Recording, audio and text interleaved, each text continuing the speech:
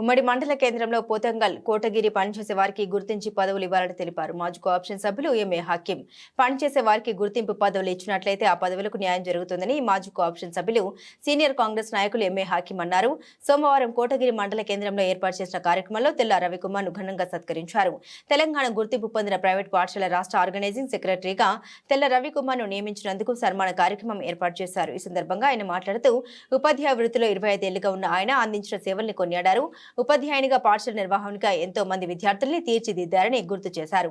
Senior journalist గా 25 సంవత్సరాల పాటు సమాజ సేవలో కొనసాగారని, ప్రజలకు ఉపయోగపడే ఎన్నో కథనాలు రాసి ప్రజా సమస్యల పరిష్కారం కోసం కృషి చేసిన వ్యక్తి అని కొనియాడారు. పనిచేసే వారికి ఏ రంగంలో అయినా పదవులు లభిస్తే వాటికి న్యాయం జరుగుతుందన్నారు. గ్రామీణ ప్రాంతాలకు చెందిన విద్యా సంస్థ అధిపతికి రాష్ట్ర స్థాయి పదవి లభించడం అభినందనీయమన్నారు.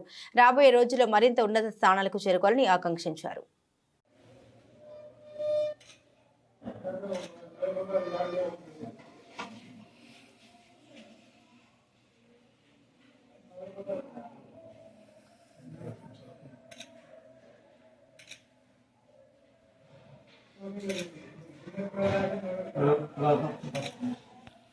Hola, quiero. No.